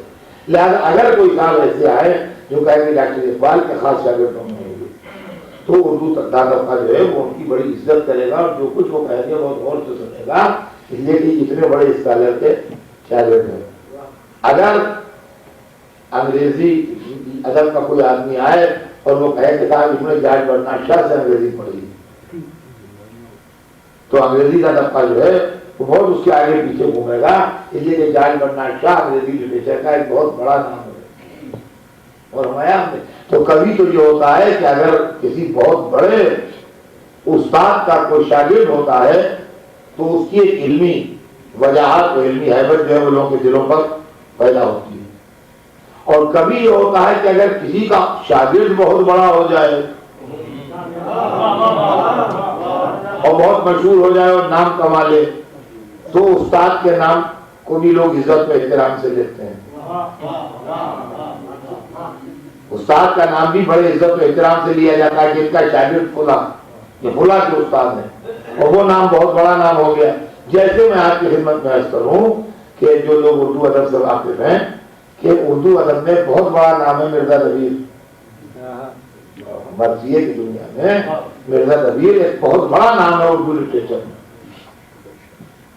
ایک بزرگ تھے میر ضمیر جو مرزا دبیر کے استاد تھے.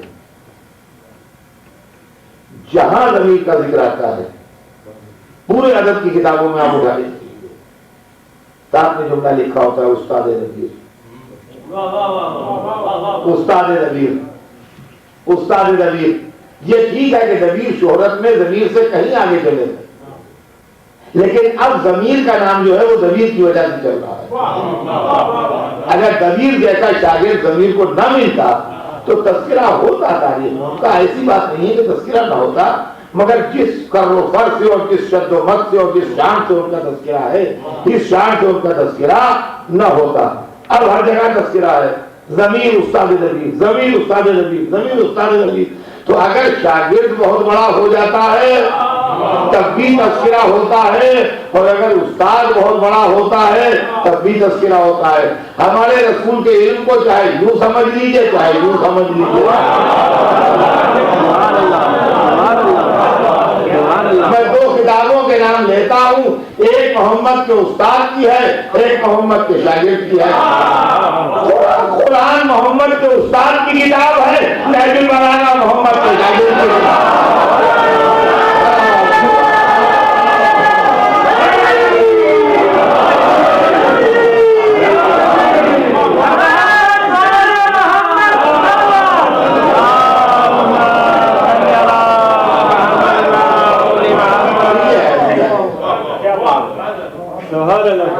یہ مسئلہ ہے کہ جن کو اللہ نے تعلیم دینے کے لیے بھیجا، جن کو سکھانے کے لیے بھیجا، جن کو دنیا میں اس لیے بھیجا کہ وہ انسانوں کو انسانیت کا درس دیں، ان کے ساتھ انسانوں نے کوئی اچھا سلوک نہیں،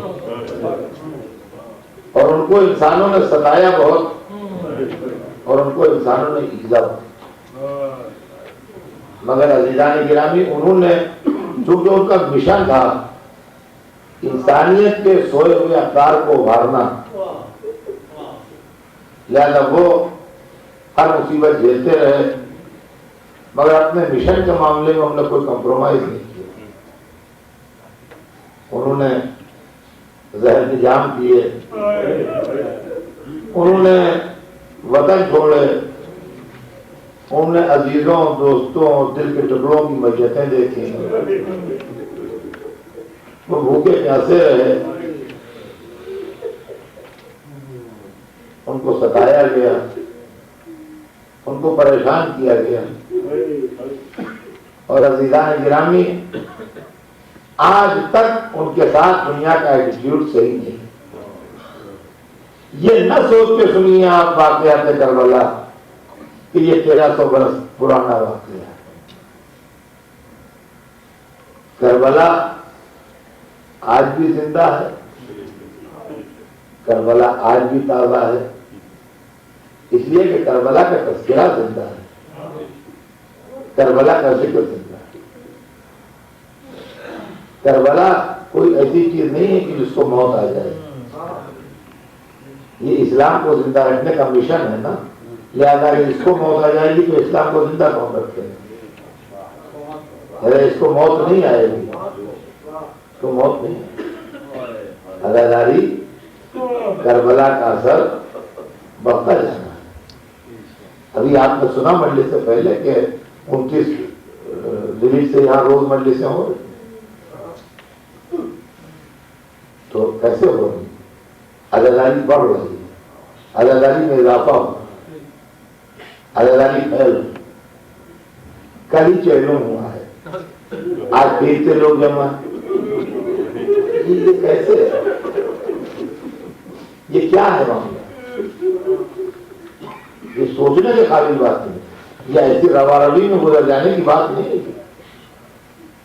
آدمیوں کو فرصت نہیں ہے، وقت نہیں ہے، اپنے بھی پروگرام ہے، ذاتی دلچسپیاں ہیں. لیکن ایک قوم اللہ کی طرف سے ایسی ہو گئی جو اپنا ہر مشن چھوڑ کے، ہر کام چھوڑ کے، ہر مصروفیت چھوڑ کے، نہ چلو مجلس سے چلنا، مجلس سے چلو. یہ کیا چیز ہے؟ یہ سوچنے میں ٹھنڈے دل سے غور کرنے کی بات. نہ رسم میں اتنی طاقت ہے، نہ رواج میں اتنی طاقت ہے. جو لفظیں ہیں یہ سب کاغذ کے پھول ہیں. اس کو آپ سوچیے. کبھی جو لوگ کہتے ہیں یہ ریچولس ہیں، تو ریچولس میں کہیں اتنا دم ہوتا ہے کہ حکومتوں سے ٹکرا جائیں. ریچولس میں کہیں اتنی طاقت ہوتی ہے کہ صدیاں گزر جائیں اور اس کے اوپر ذرا سا اثر نہ پڑے. پڑھے لکھے لوگوں کی زبان سے جب اس طرح کی باتیں سنتا ہوں میں، مجھے بڑا صدمہ ہوتا ہے کہ آدمی کی فکر کو کیا ہو گیا ہے. آدمی دماغ کو ٹھنڈا رکھ کے سوچے معاملے کو کیسے. اور عزیزان گرامی، کربلا ایک کردار ہے اور ہر زمانے میں کربلا کی ضرورت ہے. لیکن یہ نہ سمجھیے گا کہ کربلا کیوں زندہ ہے. اس کی وجہ ہے، اس کی وجہ ہے کہ آج کی دنیا کو بھی کربلا کی حاجت ہے. ہر چیز ضرورت کی بنیاد کے اوپر رہتی ہے. کہتے ہیں ضرورت ایجاد کی ماں ہے، یہ مثل مشہور ہے. تو جس چیز کی ضرورت رہتی ہے وہ شے باقی رہتی ہے، جس کی ضرورت ختم ہو جاتی ہے وہ چیز ختم ہو جاتی ہے.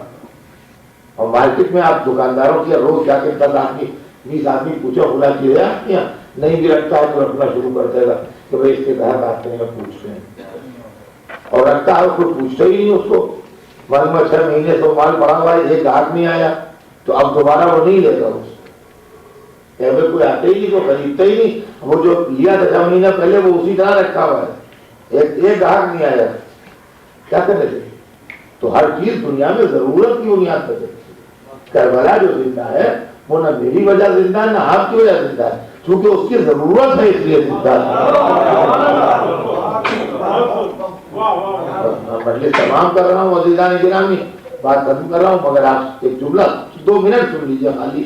تو مسئلہ کیا ہے؟ کربلا کیا ہے؟ دیکھیے کربلا میں 2 کیریکٹر سامنے آ رہے ہیں. یہ آج کی ضرورت ہے، لیکن جو میں پڑھ رہا ہوں یہ آج کی ضرورت ہے، یہ امریکہ کی ضرورت ہے. سنیے کربلا کیوں زندہ ہے. میں آپ کو زندہ مثال دکھاتا ہوں، میں آپ کو زندہ مثال دکھاتا ہوں. جو یہاں بیٹھے ہوئے ہیں وہ اپنی آنکھوں سے دیکھیں کہ کربلا کیوں زندہ ہے. کربلا آج کی ضرورت ہے، کربلا کس ملک کی ضرورت ہے جس کے اندر آپ بیٹھے ہیں، جس میں آپ ساتھ دے رہے ہیں. سنیے کربلا کربلا میں ٹکراؤ ہے 2 نظریوں کے بیچ میں، 2 لشکروں کے بیچ میں، 2 سربراہوں کے بیچ میں ٹکراؤ، لڑائی. ایک لشکر وہ ہے، ایک نظریہ وہ ہے، ایک سربراہ وہ ہے کہ جب عرب کے پھکتے ہوئے دہکتے ہوئے ریگستان میں اس کو دشمن کا لشکر ملتا ہے دوپہر میں پیاسا. آپ جو لوگ ریگستان میں، بہت سے لوگ یہاں گلف سے بھی آئے ہیں، ملتے ہیں مجھے، میرے دوست ہیں میں جانتا ہوں، وہ خوب جانتے ہیں کہ گلف یہ ڈیزرٹ جو ہے کیسے تیرتا اور کیسے پھکتا ہے. امریکہ جو لوگ رہے ہیں یا پاکستان ہندوستان سے ڈائریکٹ آئے ہیں وہ اندازہ نہیں لگا سکتے ریگستان کیسے دہکتا ہے. جو ریگستانوں میں رہ چکے ہیں وہ جانتے ہیں کہ ریگستان کس طرح دہکتا ہے. امریکہ والے نہیں، یہ ٹھنڈا ملک ہے، یہاں آپ نہیں سمجھ سکتے کہ کیسے دوپہر دہکتی ہے. عرب کے دہکتے ہوئے ریگستان میں دشمن کا لشکر ملتا ہے، پیاسا، زبانیں نکلی. اور جب دشمن کا لشکر ملتا ہے تو اس لشکر کا سردار کہتا ہے کہ ان سے ابھی کوئی بات نہیں ہوگی، معاملت کی سب بات بعد میں ہوگی، پہلے ان کو پانی پلائے گا. بغیر کسی کنڈیشن کے، بغیر کسی شرط کے، بغیر کوئی بات منوائے ہوئے، بغیر کوئی بات کہے ہوئے، یہ اس وقت کوئی بات کرنے کا موقع نہیں ہے. یہ انسانی ہمدردی اور انسانیت کے خلاف ہے کہ ان سے اس وقت کوئی بات کی جائے. ان کو سیر ہو کے پانی پلایا جاتا ہے. پہلے ہر مسئلے سے پہلے ان کی پیاس بجھاؤ، اس کے بعد ان سے کوئی بات نہیں، ان کی پیاس بجھائی جاتی ہے. اور اتنا پانی ان کو پلایا جاتا ہے کہ وہ سیر ہو جاتے ہیں. پھر اس کے بعد ان کو ضرورت نہیں رہتی مزید پانی کی. اور اسی میں ایک شخص حارث ابن طعان محاربی، اس کا نام تاریخ میں لکھا ہے، وہ اس کی روایتوں بیان کرتا ہے کہ میں اتنا پیاسا تھا کہ 2 دفعہ مجھے پانی کی مشق دی گئی اور میں نے اس طرح بوکھلا کے اس کا چشمہ کھولا کہ پورا پانی گر گیا اور میں نہ پی سکا. تو امام حسین کے منظر دیکھ رہے تھے، وہ اپنی جگہ سے اٹھے، انہوں نے مشق اتاری، چشمہ کھولا، مجھے اپنے ہاتھ سے پانی پلایا، مجھے اپنے ہاتھ سے پانی پلایا اور مجھے اپنے ہاتھ سے سیراب کیا. جب انہوں نے اپنے ہاتھ سے مجھے پانی پلایا ہے تو میرے ہوش حواس درست ہوئے ہیں اور میری حالت صحیح ہوئی ہے. ورنہ 2 دفعہ پانی تو ملا مجھے، مگر مشق مجھے پوری مشق دے دی گئی، مگر میں نے ایسا بوکھلا کے اور گھبرا کے اس کو کھولا کہ پورا پانی گر گیا اور میں نہیں پی سکا. پھر ہم نے خود اپنے ہاتھ سے مجھے پانی پلایا. ایک کیریکٹر یہ، ایک کیریکٹر یہ. اب آئیے جس لشکر کو پانی پلایا گیا تھا اس کا کیریکٹر کیا ہے وہ بھی سنیے. اس کا کیریکٹر یہ ہے کہ عرب کے اسی دہکتے ہوئے ریگستان میں اس جگہ سے تھوڑے ہی فاصلے پر، کوئی بہت دور نہیں، اس جگہ سے تھوڑے ہی فاصلے پر عرب کے دیکھتے ہوئے اسی ریگستان میں وہی لشکر کا سربراہ جس نے پانی پلایا تھا اپنے 6 مہینے کے بچے کو ہاتھوں پر لیے کھڑا ہے،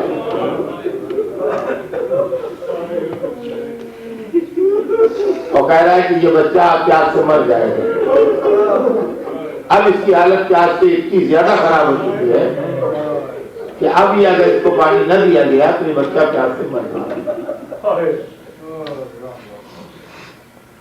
لہذا میں تم سے کہتا ہوں کہ اس بچے کو پانی پلا دو، اور اگر تم یہ سمجھتے ہو، تمہارا یہ خیال ہو کہ اس کے بہانے لے کے میں پی لوں گا، تو مجھے یہ خواہش نہیں ہے۔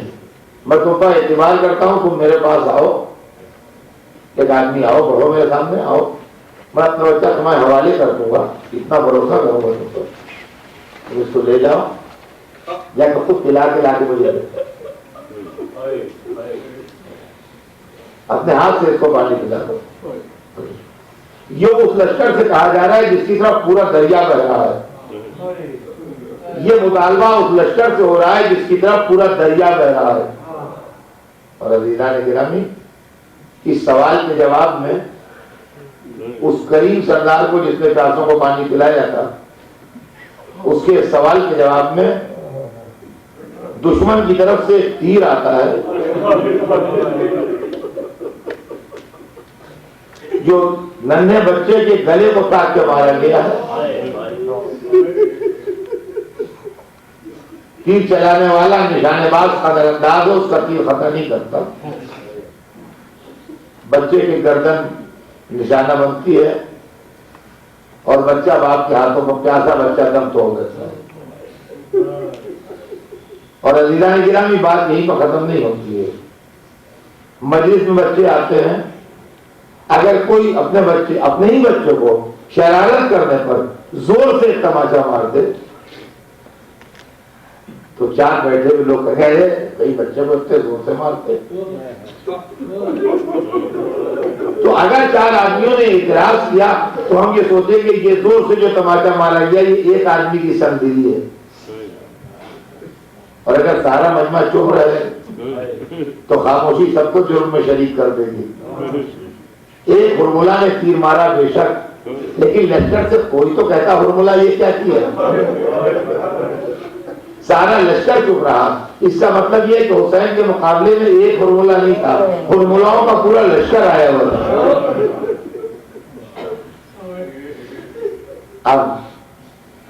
اب سنیے جو میں نے کہا تھا کہ اس ملک کی بھی ضرورت، غور طلب مسئلہ نہیں یہ ہے کہ اتفاق سے یہ دونوں منظر جو ہیں اس کے دونوں کے ذمہ دار مسلمان ہیں،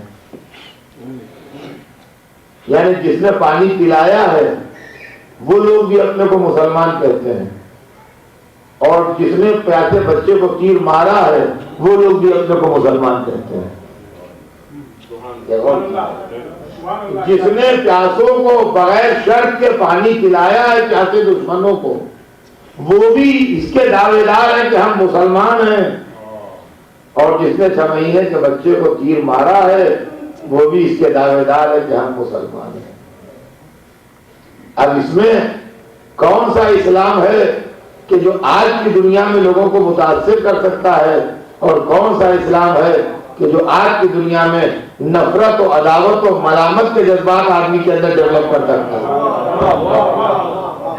یہ تو مسئلہ دنیا کے سامنے رکھنے کا مسئلہ ہے، اور میں سمجھتا ہوں کہ ارباب علم و دانش جو ہیں ان کو معلوم بھی ہے اچھی طرح سے کہ یہ کیا ہے۔ ایک اسلام وہ بھی ہے کہ جو دہتے ریگستان میں دشمن کو سیراب کرتا ہے، اور ایک اسلام وہ بھی ہے جو 6 مہینے کے پیاسے بچے کو دریا کا قبضہ ہوتے ہوئے بھی 2 گھوٹ پانی کے سوال پر تیر مار دیتا ہے۔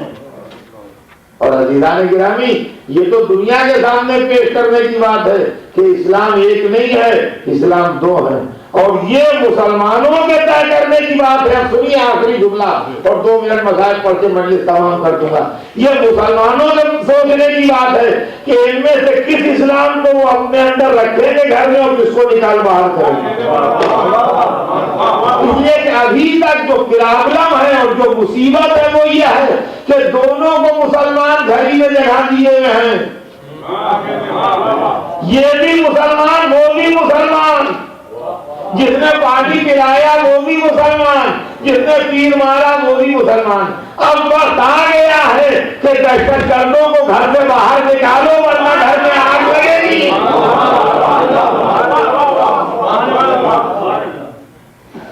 ایک کو تو اسلام کے دائرے سے خارج کرنا ہی پڑے گا, ایک کو تو اسلام کے دائرے سے خارج کرنا ہی پڑے گا. چاہے پانی پلانے والوں کو خارج کیجیے کہ یہ اسلامی کردار نہیں ہے کہ دشمن کو پانی پلائے.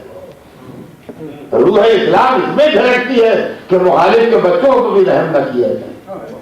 چلو ٹھیک ہے, یہی صحیح معاملہ کسی طرح تو فیصل ہو, معاملہ کسی طرح تو یکسو ہو, لیکن قاتل و مقتول دونوں اسلام میں رہیں, ظالم و مظلوم دونوں اسلام میں رہیں. یہی اسلام کی بدنامی کا بھی راز ہے اور یہی اسلام کی رسوائی کا بھی راز ہے. حضور معاف کیجیے گا, باتوں باتوں میں بہت دیر ہو گئی, اتنی دیر ارادہ نہیں تھا, لیکن چونکہ آج ایسی پار کی رات ہے اس لیے بات بڑھ گئی. بس بات تمام ہوتی ہے عزیزان گرامی, کس قدر دردناک ہے یہ قصہ کہ 6 مہینے کے بچے کے گلے پر تیر مارا جائے اور وہ بھی باپ کے ہاتھوں پر, اور ماں در خیمہ سے کھڑی دے. اللہ اللہ, اس کے اندر درد کا کوئی پہلو چھوٹا ہی. اور حدیث میں اگر جملہ کس قدر, اگر آپ سوچیے تو کس قدر دل کو توڑ دینے والا جملہ ہے یہ جو حدیث میں ہے کہ سبھی و مہار, بچہ مسکرایا اور مر گئی. اب یہ سوچیے کہ باپ کے دل پر کیا گزری ہوگی, اس دم تو ہوتی ہوئی مسکراہٹ کو دیکھ گئی, اور ادھر ماں نے ذرا خیمہ سے دیکھا آواز دی, یا بنیا مثلوں کا جو نا میرے لال, کیا تیرے ایسے بچے بھی نہر کیے جاتے. عزیزان گرامی, بس ایک جملہ سنیے, یہ ہمیشہ سے آپ نے سنا ہوگا اور میں نے بھی سنا اور پڑھا تو مجھے سنا. یہ جملہ کتابوں میں لکھا ہے کہ جناب رباب نے فرمایا کہ یا بنیا مثلوں کا جو نہر, میرے لال کیا تیرے ایسے بچے بھی نہر کیے جاتے ہیں. کیا آپ کو معلوم ہے کہ نہر اونٹ کے لیے استعمال ہوتا ہے, جو اسلام میں سب سے بڑی قربانی ہے, اس کے لیے نہر ہے, اور جانور نہر نہیں ہوتے, اونٹ جو ہے وہ نہر ہوتا ہے. تو جو سب سے بڑی قربانی کے واسطے لفظ ہے وہ ماں نے سب سے چھوٹی قربانی کے لیے استعمال کیا. یہ بات کبھی نہ سمجھ میں آئی, نہ ہم نے غور کی, نہ کسی نے سنی آج تک یہ لفظ کو استعمال کیا گیا.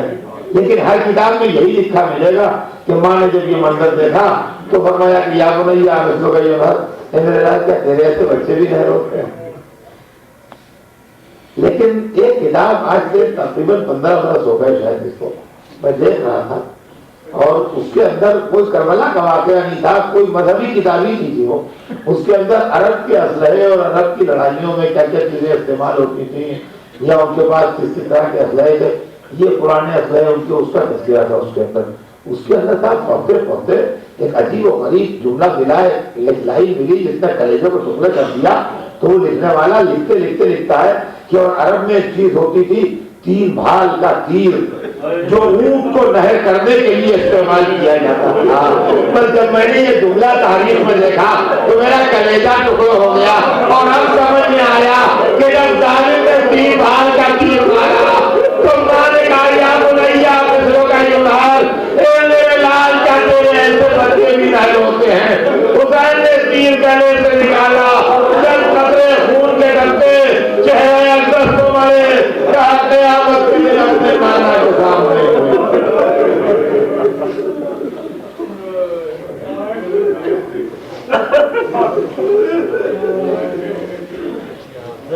یا حسین یا حسین یا حسین یا حسین.